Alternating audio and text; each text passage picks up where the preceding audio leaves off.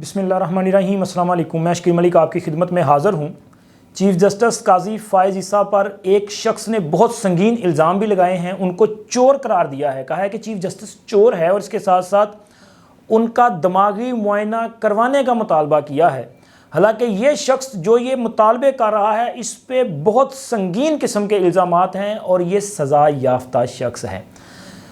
जुर्म क्या है कि क्यों ये चीफ़ जस्टिस पे इस किस्म के इल्ज़ाम लगा रहा है? क्योंकि चीफ़ जस्टिस ने इस शख्स के हवाले से एक केस में बहुत सख्त रिमार्क्स दिए और जनाब ये मासूफ अब ख़ुद पागल हो चुका है। ये पागल शख्स दूसरों को क्यों पागल कह रहा है ये आगे चल के बात करते हैं। लेकिन जनाब चीफ़ जस्टिस के मामले पे तहरीके इंसाफ के दो वकला में घुमसान की जंग जारी है और मुझे लग रहा है कि बंद कमरों में, वैसे तस्वीरें जारी करते हैं बंद कमरों की ये कि जी वहाँ पे तो जफियाँ हो रही हैं, लेकिन सर बंद कमरे में मुझे लग रहा है कि ठुड्डे शुड्डे चल रहे हैं, क्योंकि मामला बड़ा संगीन है और इमरान खान के लिए ये तशवीश का बाइस भी है कि इमरान खान की चुनी हुई टीम क्या क्या गुल खिला रही है।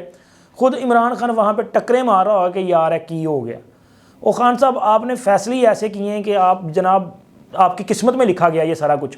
इमरान खान के मुंतखब करता पार्टी के चेयरमैन बैरिस्टर अली गौहर, अच्छा वो इस वक्त चेयरमैन नहीं है सर, ये मैं वजाहत कर दूं, क्योंकि इस वक्त तहरीक इंसाफ बे चेयरमैन पार्टी है। जैसे कहते नहीं कि बे आइन ज़मीन, तो ये बे चेयरमैन पार्टी है, इसका कोई चेयरमैन नहीं है, कोई ओहदेदार नहीं है, इवन कि ये इनके पास कोई इंतखाबी निशान भी नहीं है। अब देखें इनको क्या इंतखाबी निशान मिलता है या नहीं मिलता, ये तो आगे चल के पता चलेगा, क्योंकि फ़ैसला करना है सुप्रीम कोर्ट ने। लेकिन इस वक्त तक जब मैं वीडियो रिकॉर्ड कर रहा हूँ, सुप्रीम कोर्ट ने तहरीके इंसाफ की दरख्वास्त पर किसी किस्म की कोई कार्रवाई नहीं की। दरख्वास्त समात के लिए मंजूर कर ली गई है। होपफुली कि ये समात अब चूँकि आज जुमे का दिन है और हफ्ते वाले दिन रूटीन की कार्रवाई नहीं चलती, तो फिर तहरीके इंसाफ के इंट्रा पार्टी इंतखाबात और इंतखाबी निशान का जो केस है ये मेरा ख्याल है कि मंडे पे चला जाएगा। तो मंडे पे अगर जाएगा तो अदालत क्या फ़ैसला करती है इस पर मैं कोई प्रेडिक्शन नहीं करता, लेकिन मैं ये बता दूं कि जनाब लाहौर हाई कोर्ट ने, पेशावर हाई कोर्ट ने इलेक्शन कमीशन का जो फ़ैसला है उसको बरकरार रखा है। यानी कि इलेक्शन कमीशन ने इनके गैर कानूनी इंट्रा पार्टी इंतखाबात, वो फ्रॉड ही था ना, उसको तस्लीम नहीं किया। और जब उनको इंट्रा पार्टी इंतखाबात तस्लीम ही नहीं, माने नहीं गए, तो फिर इनका इंतखाबी निशान भी नहीं। तो आज के दिन तक इंतखाबी निशान नहीं है। और तहरीके इंसाफ वाले जब उनके पर, आप सोचें कि इमरान खान जेल में, शाह महमूद कुरैशी जेल में, पार्टी के बहुत सारे लोग जेल में, कुछ मफरूर इश्तिहारी और कार्रवाइयाँ पड़ रही हैं इनके खिलाफ। यार यूनिटी होनी चाहिए ना, बाद में फिर जो बच गए हैं वो कम अज़ कम मुत्तहिद तो नज़र आए। लेकिन सर जी ये भानमती का कुब्बा है, ये मुत्तहिद नज़र नहीं आ रहे। मैंने कई बार आपको बताया कि यहाँ पे तो पहले तो लड़ाई थी ना नंद भाभी की। अच्छा, उनकी लड़ाई को मुकाने के लिए इमरान खान ने क्या सोचा, उसने कहा कि यार अगर मैं अपनी बहन को चेयरमैन बनाऊँगा तो बीवी नाराज़ हो जाएगी, और बीवी भी मुर्शद की नाराज़गी कौन सा मरीद बर्दाश्त कर सकता है जी, भस्म नहीं हो जाएगा। तो वो तो तिलिस्माती, वो जो एक बाढ़ है उसके अंदर है, और फिर तिलिस्म ने जब असर दिखाया तो ख़त्म हो जाना था उसने। तो उसने अपनी भी जान बचाई और उसने क्या किया, ना बहन के हवाले पार्टी की, ना बीवी को जनाब सौंपा कुछ इख्तियार। उन्होंने अपने वकील को पार्टी दे दी, उस वकील को जो केस लड़ रहा है। अच्छा, इससे उन्होंने फ़ायदा हासिल क्या करने की कोशिश की कि ये वकील जो है वो एक कठपुतली बन के बैठ जाएगा, और ज़ाहिर है वकील तो मुलाकात करेगा ही ना। तो एक तो मैं अपनी बातें इन तक, इनके ज़रिए जो है वो लोगों तक पहुंचाता रहूँगा, पार्टी पे कमान मेरी ही रहेगी। लेकिन इमरान खान को कौन समझाए? ओ भाई, वकील क्लाइंट डील करते हैं, आपको समझ अगर नहीं आ रही तो बस तैयारी कर लें। 8 फरवरी को इंतखाबात होने तक तो ये आपको मतलब नज़र आ रहे हैं ना इनकी कोई एक्टिविटी, मुलाकातें। यार जिस दिन इलेक्शन हो जाएंगे मकसद पूरा हो जाएगा, क्योंकि ये सारे के सारे लोग एक, वो कहते हैं ना पंजाबी दाल आना, ये दा के चक्कर में है कि यार किसी तरह से हमारा टांका फिट हो जाएगा और हम शायद तहरीके इंसाफ के वोटर को जो है वो अट्रैक्ट करके या फ़ायदा उठा के मौके का इमरान खान जेल से फ़ायदा उठाएंगे और पार्लियामान तक चले जाएंगे। लेकिन मुझे लग रहा है कि इनमें से बहुत सारे लोगों की ना उम्मीदों पे पानी फिर जाना है। इनको जो नज़र आ रहा है ना, और ये सारे के सारे सोशल मीडिया वाले लोग हैं। ये समझ रहे हैं कि जितनी पॉपुलैरिटी सोशल मीडिया पे, ग्राउंड रियलिटीज़ भी उसी तरह। तो ऐसा नहीं है, इनकी उम्मीदों पे पानी फिर जाएगा। लेकिन सर उम्मीदों पे पानी उससे पहले फिरना शुरू हो गया कि इन्होंने आपस में लड़ना शुरू कर दिया। जेल में मुलाकात करते हैं 5 या 4 या 3 लोग। अच्छा, वो जितने लोग मुलाकात करते हैं उन चारों की एक दूसरे से टून नहीं मिल रही होती। एक बात कर रहा है, दूसरा दूसरी तरफ जा रहा है। कोई मशरक में जा रहा है, दूसरा मगरिब में जा रहा है। कोई कह रहा है कि जी मेरे पास ज़्यादा इख्तियार है, दूसरा कहता नहीं नहीं नहीं, मुझे खान साहब ने कान में ये कहा था। असल में ये सारे के सारे जो है ना वो तहरीक इंसाफ वालों को बेवकूफ़ बनाने की कोशिश करते हैं और तासुर ये देते हैं कि जितना मैं काबिल एतमाद हूँ ना खान के लिए, यार ये वक्त साथ वाला नहीं है। अब देखें बैरिस्टर अली गौहर जो हैं वो कहते हैं कि जी हमें इट्स मीन कि मुझे और इमरान खान, हम लोगों को चीफ जस्टिस काजी फ़ाइज़ ईसा पे मुकम्मल एतमाद है और हम समझते हैं कि वो हमें इंट्रा पार्टी इलेक्शन के मामले पे, इंतखाबी निशान के मामले पे और लेवल प्लेइंग फील्ड देने के मामले पे वो हमें इंसाफ देंगे। लेकिन उन्हीं के साथ उसी मुलाकात से आने वाले शेर अफजल मरवत कहते हैं जी सानू तो एतमाद ही कोई नहीं, और वो भी यही दावा करते हैं कि सर मैं इमरान खान के बिहाफ पे ये बात कर रहा हूँ, चूँकि इमरान खान ने खुद मुझे कहा कि जी हमें तो इस चीज़ पे एतमाद ही नहीं है, तो वो उन पर अदम एतमाद कर रहे हैं। अच्छा, चीफ जस्टिस को लेके ये इनमें ना लड़ाई चल रही है।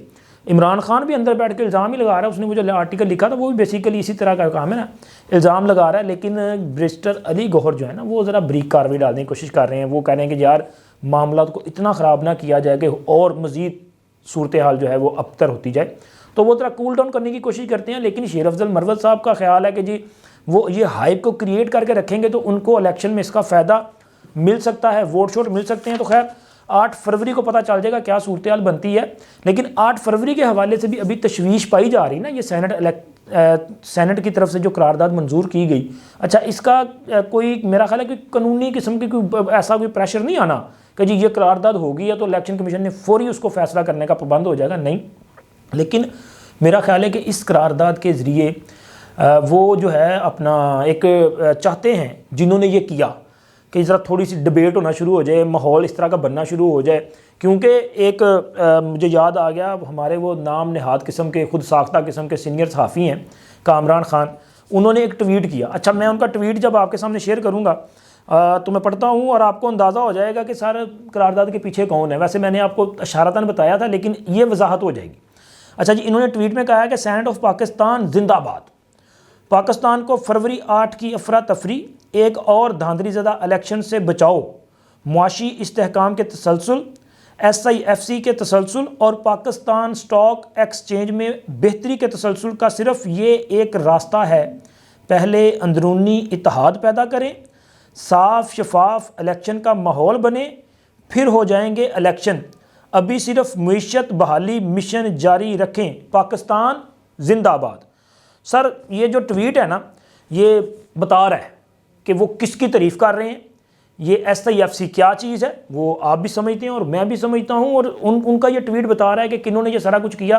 क्योंकि ये जो लोग हैं ना इनके माथे पे लिखा होता है आएँ सर हुक्म लगाएं सर, और इन्होंने अपनी ड्यूटी पूरी कर दी। लेकिन इन्होंने ड्यूटी पूरी करके कम से कम मेरे लिए और आपके लिए आसानी पैदा कर दी कि इन्होंने बता दिया कि जी किसने ये सारा कुछ करवाया है। अगर वो इलेक्शन मुलतवी करवाना चाहते हैं तो भाई मुझे नहीं लगता इलेक्शन मुलतवी होना है। इलेक्शन कमीशन को ये जो कॉपी गई है ना करारदाद की, सर्टिफाइड कॉपी दस्तखत वाली, उसके बाद भी इलेक्शन कमीशन का एक इलामिया जारी हुआ है। उन्होंने कहा है कि जनाब इलेक्शन जो है वो 8 फरवरी 2024 को होंगे, क्योंकि सुप्रीम कोर्ट का फैसला है सर। फैसला और करारदाद में बड़ा फ़र्क होता है। हाँ ये ज़रूर होगा कि इस करारदाद के बाद एक डिबेट शुरू हो जाएगी।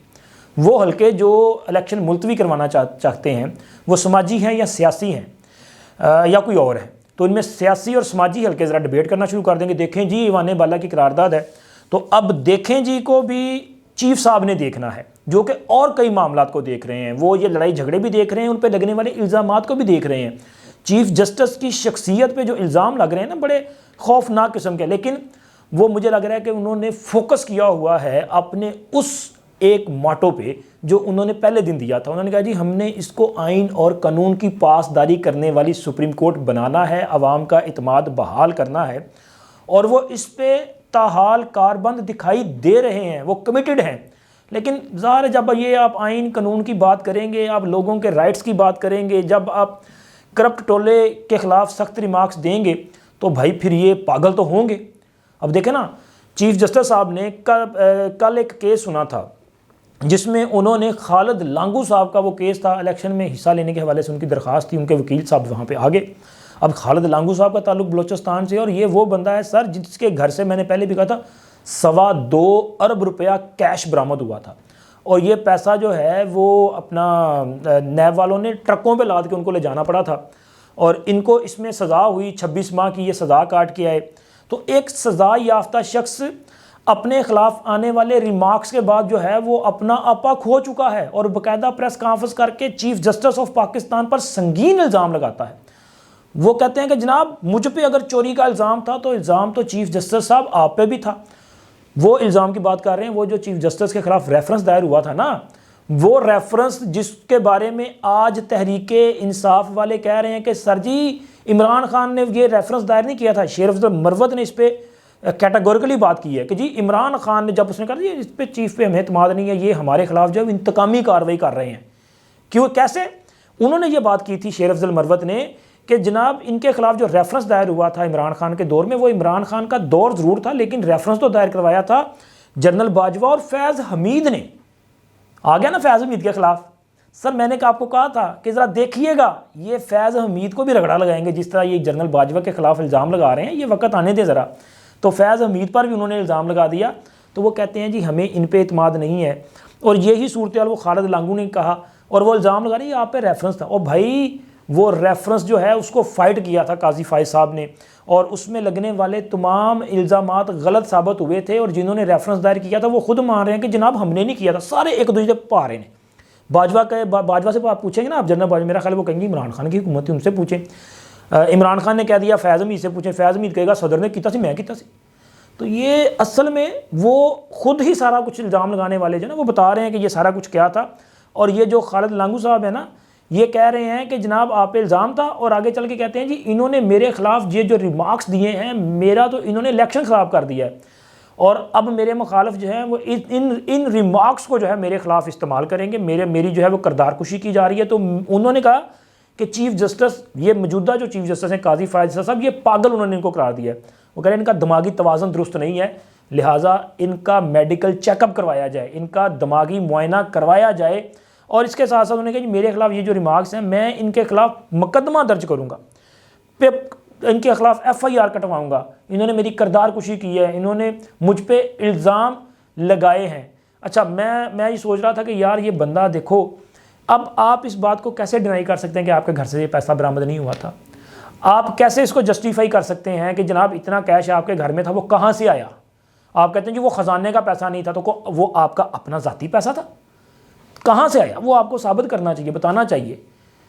आप पकड़े जाएं, आपको सज़ा मिल जाए, तो आप जनाब एक आला तरीन जो जज हैं, चीफ जस्टिस से ऊपर तो कोई जज नहीं है ना, उन पे आप इस किस्म के संगीन इल्ज़ाम लगा रहे हैं। मेरा ये ख्याल है कि जनाब खालिद लांगू साहब जो हैं वो भी इमरान खान की तरह की हरकतों पे आ गए। जैसे इमरान खान ने धमकियां लगाना शुरू कर दी ना, अब एक केस में बंदा फंसा है तो दूसरे में फंस जाएगा।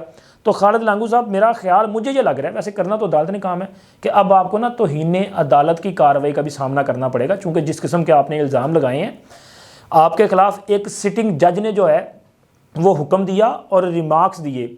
अब आपके खिलाफ कार्रवाई का आगाज़ अगर कर दिया जाता है तो फिर आपको वहाँ पे आगे साबित करना पड़ेगा कि सर जी मैंने जो कहा है वो सच है।